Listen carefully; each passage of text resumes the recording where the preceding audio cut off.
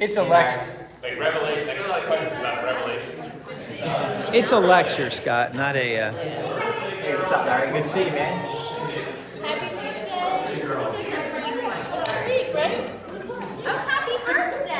Hey, Scott, can you come over for a second? Well, I don't see the mic on. Doesn't the mic just usually go on when you plug it in here? Yeah. Chris, should we be in the front row or should we be behind you? Like when the concert's really full, we get to Yes. that. Behind. What did you just put it in? I think it was just a little. Oh yeah, yeah. Yeah, we've done a lot of travel this summer. It's been fun. No, I'm not trying to compare. See you in a few minutes, Chris. Hey, Jake, give it a few minutes because at first the mic wasn't on, so give it a minute.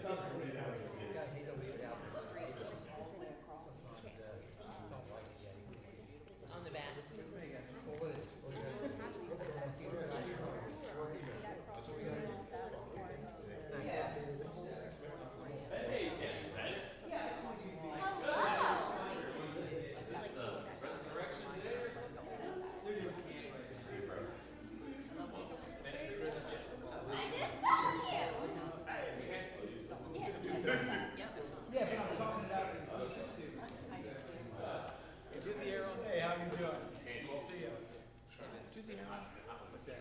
That one's on, which is usually enough. But if you want, you can turn that on too.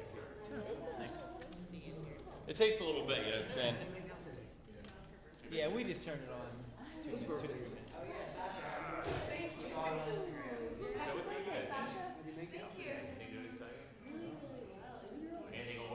Hey, Larry, how you doing? Hey, baby. What's up, guys?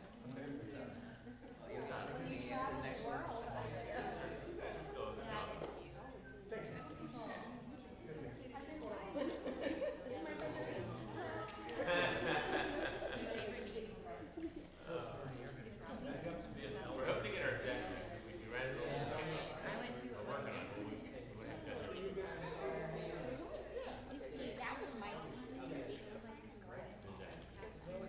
Maybe I should.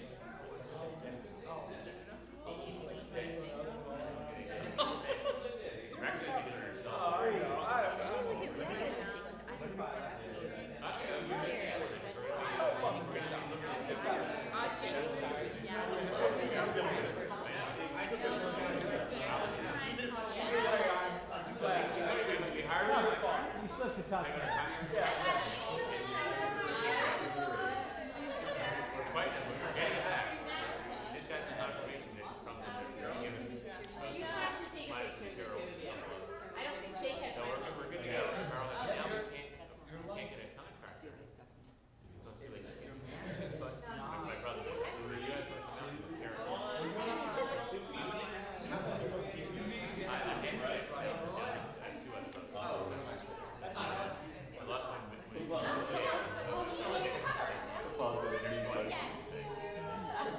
Yeah, do you need me for anything?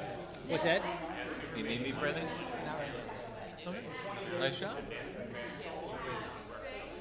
You're here early.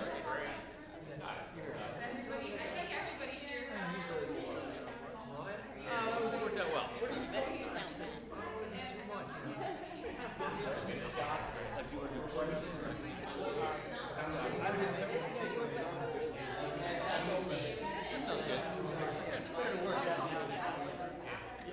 That sounds good. Lance can't do it. Ken's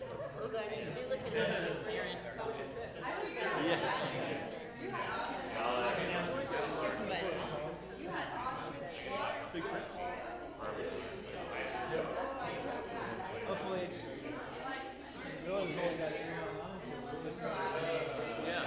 We'll turn around and show everybody again. Yeah, sure.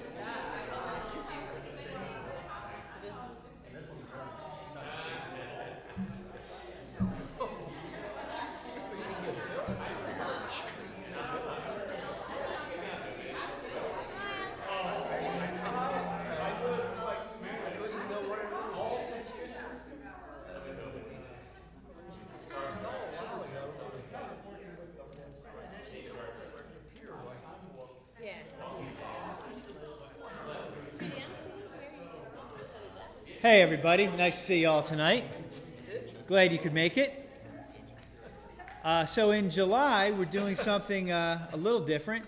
We've asked individuals to come up and just do one-off lessons talking about their experience during COVID, how God blessed them, what God did with them and for them through COVID. I bet we can all relate to that a little bit, that we're really not the same people in many ways, and as Christians, we know that God shaped that. So we're going to get different perspectives throughout the month on how God hit our individual lives through COVID. So I'll leave it to Chris now.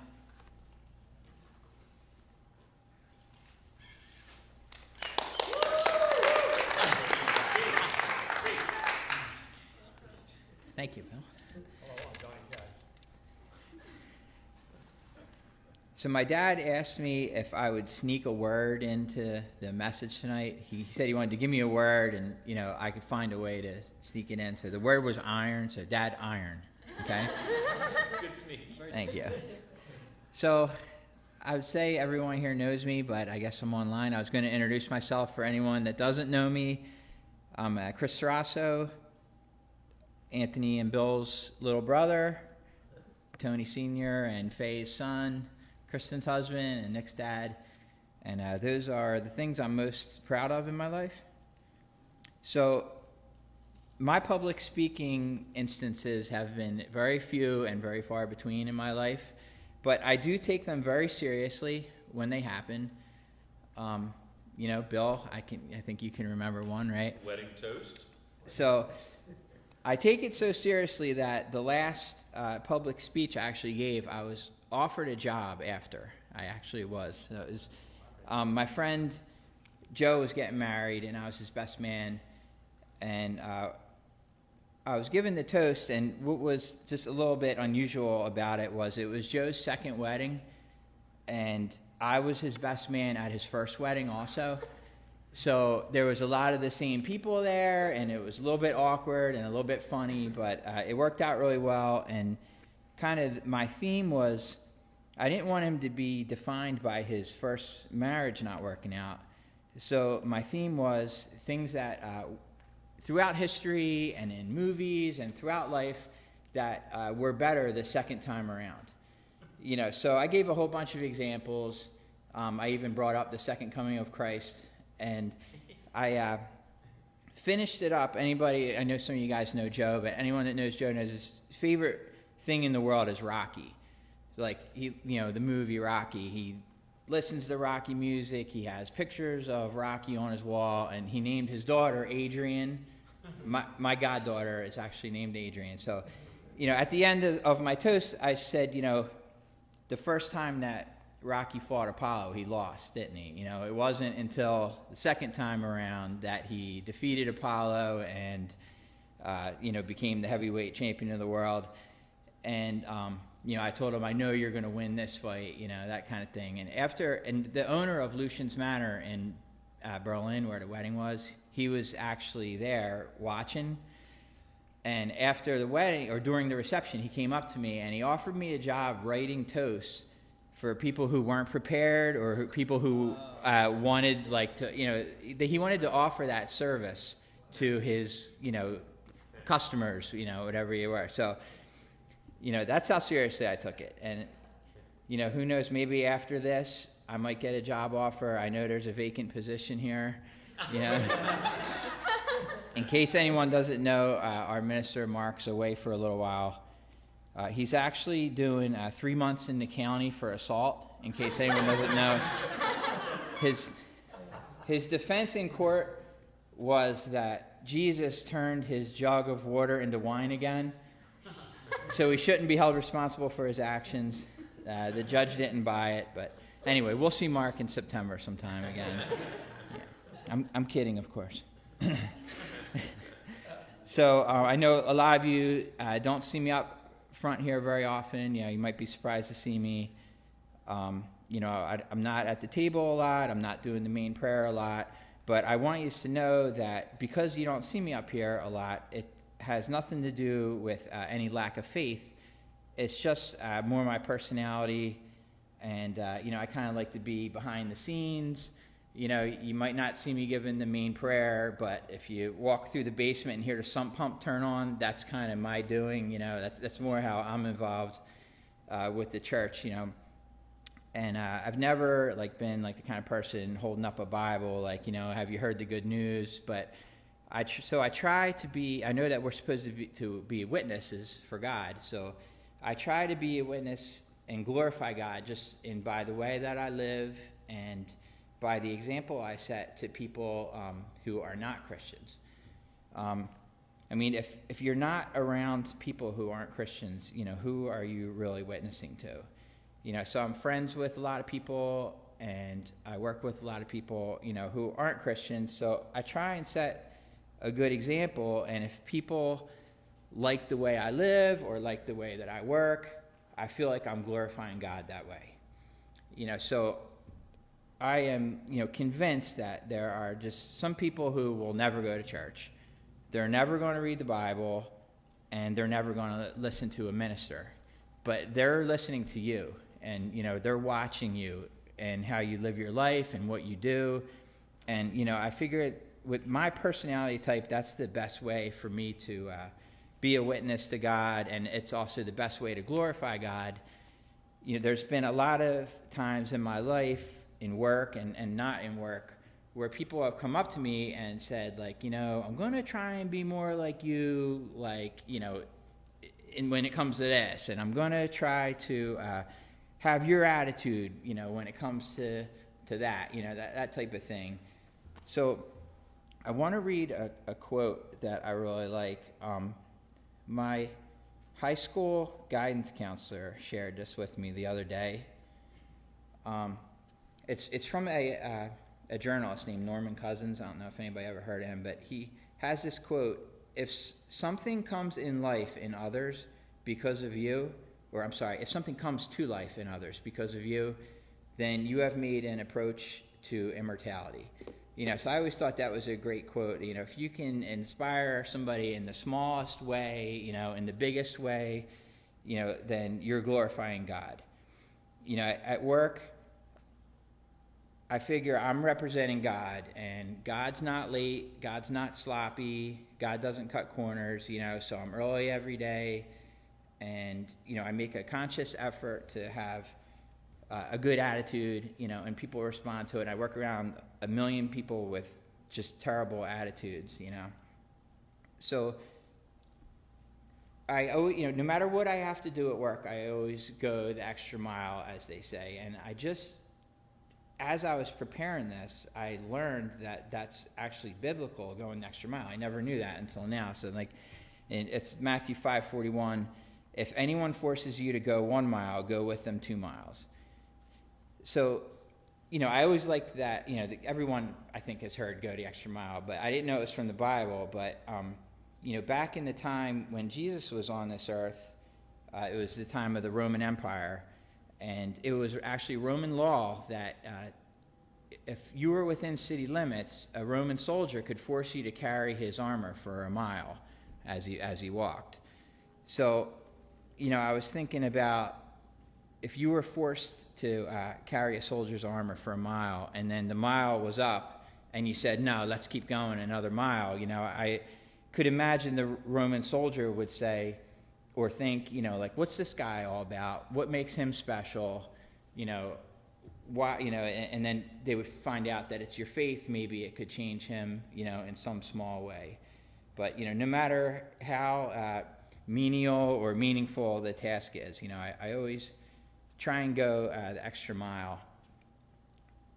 I actually work with somebody right now, and he's somebody that I kind of stay away from because he just wasn't really my kind of guy. He's real bad attitude, a few minutes late every single day. Everybody probably knows somebody like that. But I decided to, take a different attitude with him a few months ago, and I started working with him and hanging around with him. I started taking him fishing after work with me, and I saw him changing, and I saw him changing his attitude, and he said the same kind of thing. He's like, I'm going to try and think more like you when it comes to this and comes to that. So even the smallest thing, I feel like it's glorifying God if it changes anybody or even just makes somebody think, slightly different. So there's a few verses in the Bible that I want to read that kind of have the same spirit of what I'm talking about. The first one is, I know it's one of my wife's favorite verses. It's Colossians 3:23. Whatever you do, work at it with all your heart as working for the Lord. So the way that I looked at that is, whether you're stocking shelves or washing dishes or, performing heart surgery, if you're working at it with all your heart as you're working for the Lord, you're glorifying God whether you're talking about him or not. So the second one, this is one of my favorites. It's Titus 2:7. It says, "In everything set them an example by doing what is good. Show integrity, seriousness, and soundness of speech that cannot be condemned, so that those who oppose you may be ashamed because they have nothing bad to say about you." I really, like just the thought of somebody opposing you but not having anything bad to say about you, that really shows how you live your life. You can even disagree with somebody, or even maybe, when they say oppose, be on completely opposite ends of the spectrum with somebody, but they can't think of anything bad to say about you. So, I really would strive to, get to, at least close to that point. So the last verse, that's kind of in that same spirit is I'm going to dedicate this to my son, Nick. Nick, remember we were reading this the other night. So Nick's a Division II college athlete. He's a scholarshiped cross-country runner, and he runs spring track and winter track. So there's a verse in the Bible that says, "Do you not know that in a race all the runners run, but only one gets the prize? Run in such a way as to get the prize." So, to me, it speaks for itself. The race is your life, but I guess you could interpret it any way that you want. But run in such a way as to get the prize. Live your life in a good way, and you're going to get nothing but success out of it. So, as my brother Anthony said earlier, he asked me to talk about different ways that I've been blessed during COVID. So when he first asked me, I said yes, and I thought it sounded pretty easy because I could think of a few things, right away. And then the more I thought about it, I started to doubt myself a little bit, because I know that there's a lot of people who died and lost loved ones and lost their jobs, and I started feeling like I didn't want to come up here and say, "Oh, COVID was great for me," So I thought about it, and I realized that if God has blessed me and I don't talk about it, then I'm not glorifying Him. I'm not being thankful. So I'm going to talk about some things that went on in my life during COVID. Everybody, I imagine, has a very unique story. I'm going to go about it kind of in a roundabout way. I want to go back to in 1994. I got this cyst on my neck, and you guys probably, my family probably remembers. It was harmless. It was like fatty or something. But in the same year, the same summer, me and a group of friends, we rented a house in Wildwood for the whole summer. And we were down there one weekend, and one of the things about my cyst, although it was harmless, it used to leak some kind of fluid that smelled really bad once in a while. So my friend Greg was asleep on the couch, and I wiped some of it. I know I just talked about being a good example. I wiped some of it on his mustache. He had a goatee. It was the 90s. And he woke up later on, and he's stretching, and he's like, "It stinks in this house," So, he kind of was waking up, and he's like, "What were you guys doing while I was asleep?" And then so finally he goes, "I got to get some fresh air," So he walks outside, and then we just kind of all had a chuckle, But so he comes walking back in. He goes, "Guys," so like we all look at him. He goes, "The whole world stinks," right? So like that was nearly 30 years ago, and like I thought about that. I always thought about that ever since that happened. Like some people have that attitude their whole lives when like they have this little thing that they could change in their life, whether it's like getting rid of something, or even just something as small as like your attitude or something like that. There's so many people that just think like the whole world stinks, like he said, when all they got to do is just change something very small. And I saw the same kind of thing during COVID, where people's attitudes were just like I don't know about all of you, but like it seemed to me I saw some of the worst behavior that I ever saw in my life during COVID. It's something, I guess, the solitude mixed with the fear of dying and not working, and everything like that was just a horrible combination of things for people. And the attitude was some people's attitude was so bad.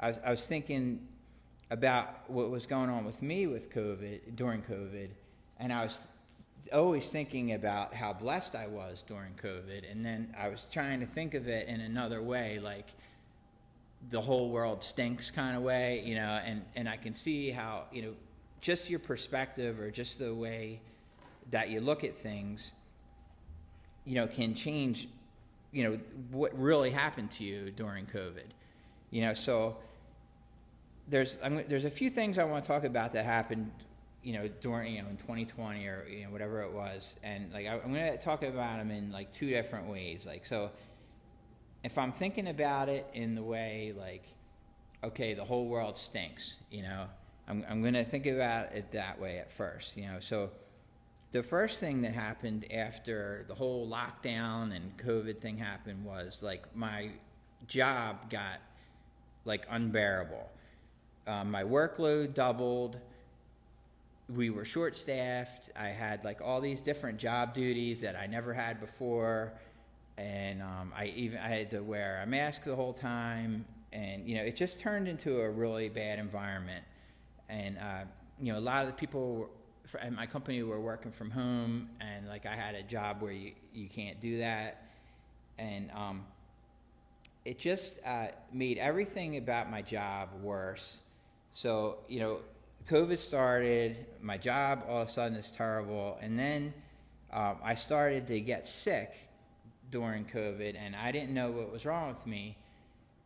So at first I had, I thought I had COVID, because what else would you have during COVID, So, and I had a high fever, and, so the way that I was looking at it was different, but every day, like something else started going wrong with me, and nobody knew what was wrong with me.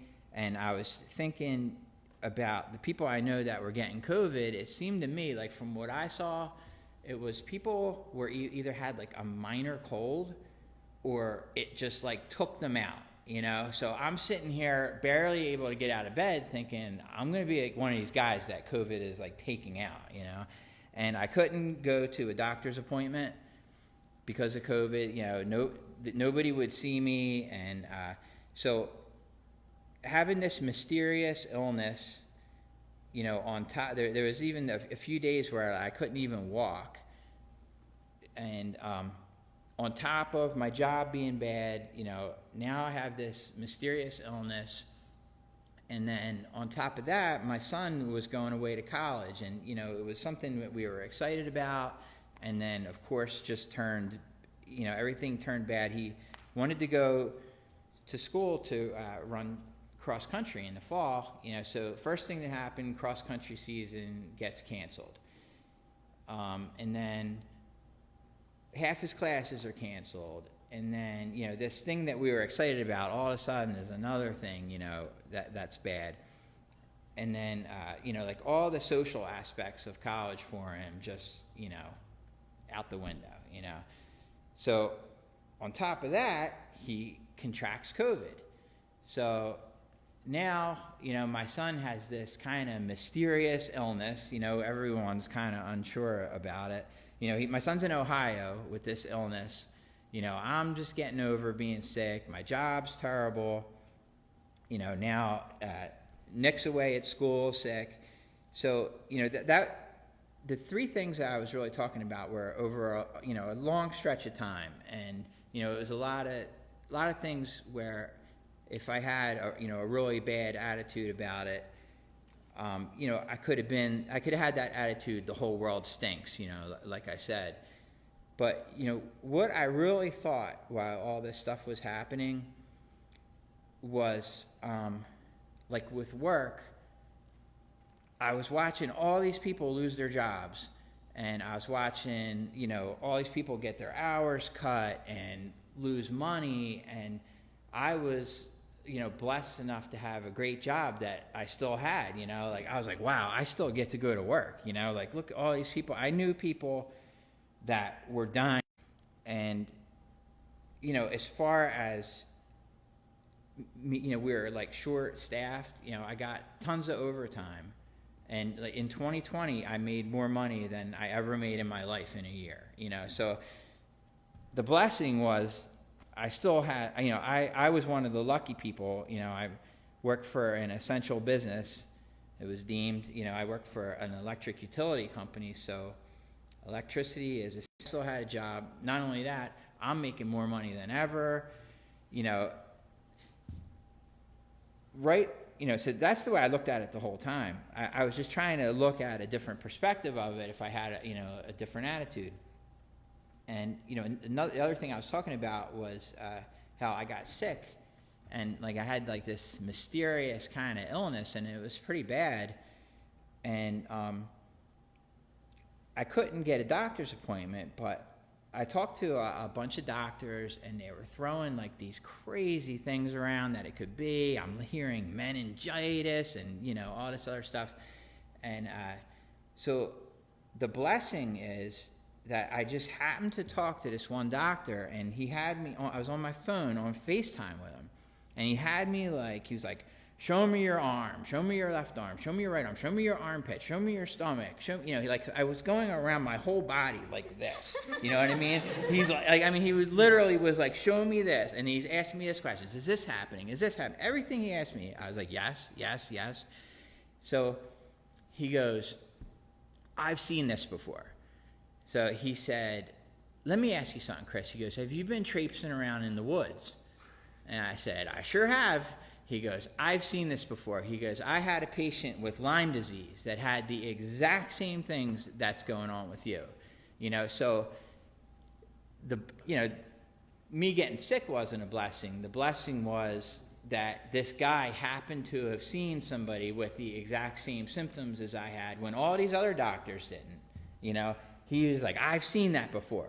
So if he hadn't seen this one random person years ago with the exact same symptoms, there's people that live with Lyme disease, and there's people that go undiagnosed for years with it, and they have all, like, the symptoms that it can give are like symptoms of any disease you can think of, So the blessing was, that I didn't have to live with it. It was discovered early. There's a cure. For, if you're lucky, there's a cure, and that was the blessing. I was lucky.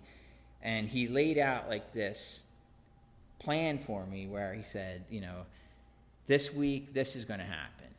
And then next week, the week after that, you're going to be sick from the medicine. And he said, the week after that, your immune system's going to go crazy, and you're going to be sick from that. He goes, and then you're going to start to feel better. So instead of having this mysterious illness that drug on for months or years, this doctor pointed it right out, and exactly what he said happened, and so that was a blessing to me, not the opposite. And, as far as Nick's school is concerned, we were blessed to get to, he worked really hard and got an academic and an athletic scholarship. And, it's a school that we didn't think he'd be able to go to. He was able to go to. And, when he went there, it was just a blessing for him to be able to go to this school. There's, I would say, billions of people all over the world that would do anything to go to college, and much less a really, really nice college, And then another blessing was, when Nick got COVID, there's people dying and in the hospital and sick all over the place. And he just had a very, very mild case.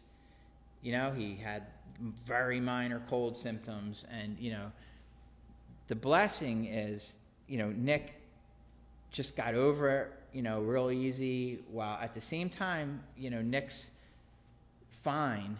There's people on ventilators and, people dying, so the blessing was that he caught COVID and he was fine and he got over it.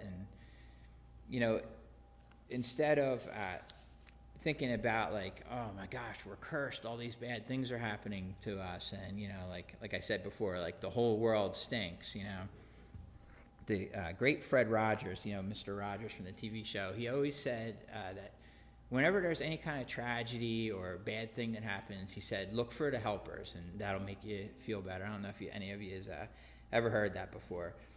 But so I wanted to look at, those few things that happened to me during COVID in kind of like two different ways. Like, the whole world stinks way, and kind of like, having a good attitude about it and realizing that the things that you think are bad in your life could be a blessing. It's just all about perspective sometimes, and just recognizing, that I could have lived with Lyme disease for years. Nick could have gotten horribly sick.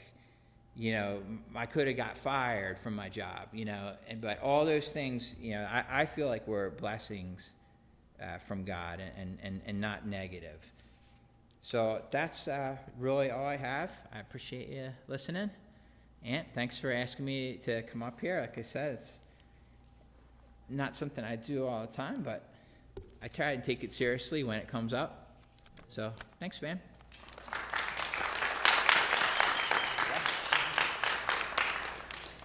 Well, that was wonderful, Chris. That was a real treat. What's that smell? That's why I shaved my mustache when I was growing up at the house. I never know what was going to appear. That was outstanding. It's funny how we have different roles that you want to use your strengths and apply it to God, and then thrive and everybody wins. It's funny, Chris mentioned the sump pump downstairs. When it goes on, he helped do that. For me, when it gets clogged, I'm up here doing the stuff that I'm a little better at with those kind of talents and all. Couple of announcements. Chris will be teaching for the next 2 months. And I got to go do the sump pump. Was that? I accept. Yeah. Rick got his house today, and I don't know if you know, but he's been dragged through the mud with this house. I think it's the third one that he thought he was going to have, and there were always all these issues. And he said, Rick said today that him and Winnie are just numb, but he said, I think we should be happy. He's just so, you know how that feels when you've been. It took so much to get there, but they are where they want to be in Venice, Florida. So that's pretty cool. That's a great victory. And I remember we were saying that a couple months ago. When you get it, we're going to glorify God and celebrate and brag on God, and that's what he's doing. Chrisanne had brought up that we want to start First Sundays again. Maybe decades ago, Chrisanne and I used to have an event in our house the first Sunday of every month, where everybody just knew at the first Sunday of every month, you were invited to our house. Bring a potluck or food, or come and eat other people's food. And our tentative plan is to start that August 1st. So after services on Sunday, anybody who wants to can come to our house, and you can invite your neighbors, friends, anybody's. Dave's a no already? All right. Thank you, Dave. Any other announcements? It was Scott's birthday, Sasha's birthday today. Prayers for Hannah's getting ready to be married in a while, and he's picking venues, and there's stresses with that and glorious things along with that too.